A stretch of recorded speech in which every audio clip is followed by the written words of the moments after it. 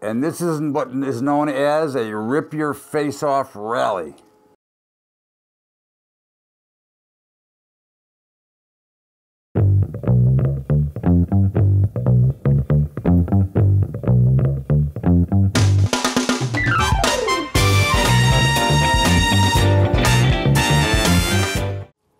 What's up, everybody? Welcome aboard to BUBBA'S Daily Update. And boy, they gave an old face ripper on Monday. Just a basic gap higher. Looked like they were going to break down. It was interesting because first thing in the morning, it looked like they were going to break as the S&P went all the way up from up 38 points down to up only 1. And the NASDAQ actually went negative, and the Dow got to only up like 120 before just bolting higher. And of course, by the end of the day, you've got the Dow up around 600. NASDAQ up close to 200 and the S&P up over 50 points.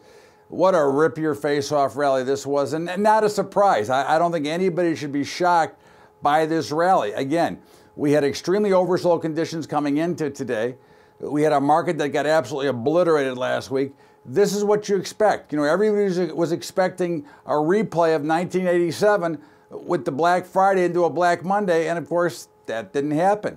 You had a market that got caught short, and of course, you couldn't get out. They kept reaching them up and reaching them up and reaching them up, and that's what happens when you get to extremely oversold conditions. Now, this bounce was obviously a little bit bigger than one would expect, but that's why they call it a rip your face off rally. You couldn't get out of the way, and that is something that we look for. But really, this again suggests the top of the market is in. We came down and made new lows. Now we're rallying up, and these are the rallies that you want to look to sell. And I think what you look for here is around 2650 to 2670 in the S&P. That's probably a pretty good level to go ahead and sell them. Again, this is the kind of market that you expect. This is high volatility. They crushed the VIX again after taking it way up. And again, that's no surprise. Again, these things happen when you get too carried away on one side. You're going to get a spring back. Think of it as a big rubber band that stretches back and forth.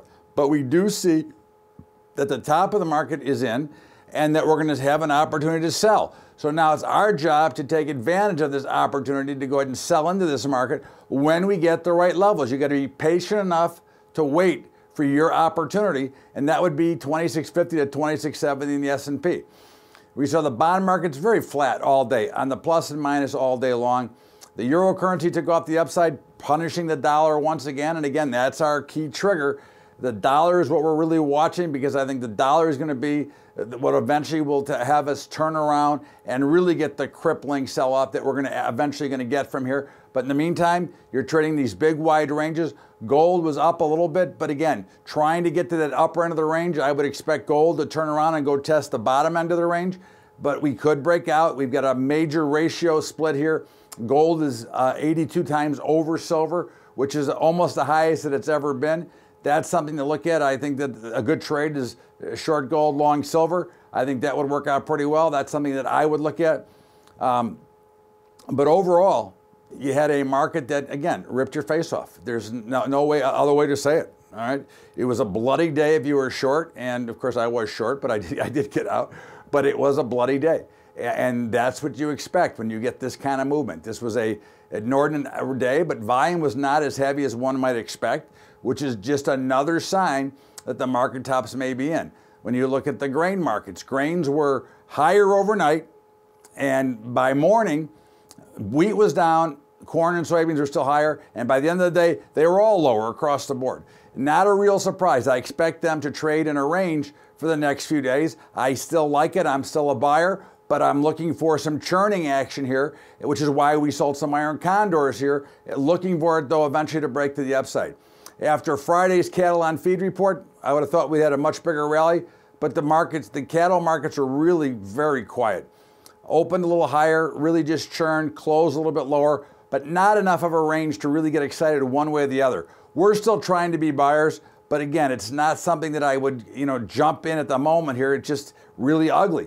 But again, I think what you're seeing here is that the sellers are running out of steam, and we should get at least a springback rally, if nothing else.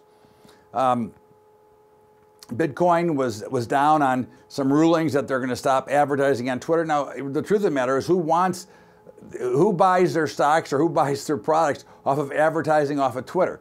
So again, I think that is much overdone to the downside. I think the cryptos are a good spot to look into a buy here, and I think you want to look to be a buyer as we move forward. Again, look for good support levels. I think that you found Ethereum down at a good level. They all seem to be down at a fairly decent level, and someplace we'd want to step in and be a buyer. So the overall picture is simple: the rip your face off rally, followed by we'll see what happens tomorrow, and I would expect to see tomorrow. Hopefully they'll open higher so we can sell into them. If they open lower, there may be a little bit more room to the upside here. But in the meantime, this is all very significant to the top of the market. The pundits are talking about China and the trade wars, and that's why we got the rally. I'm just telling you that you could just see the action. It was a short covering rally. There was nothing really to get overly excited about.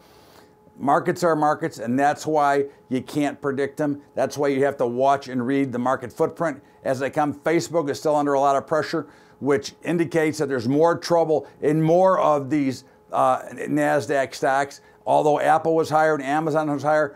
But I wouldn't get too excited. Again, these are very good dead cat bounces of people chasing into the markets.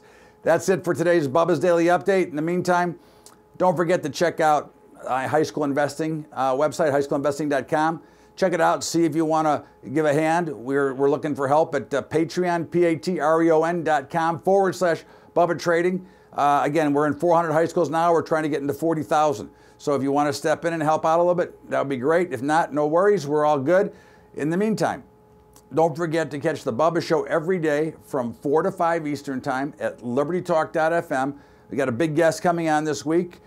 We've got the starter of EOS cryptocurrency and BitShares, which is one that I own. So you might want to tune in on later in the week. And also, we've got Anthony Scaramucci coming up in a couple of weeks. So in the meantime, this is Bubba's Daily Update.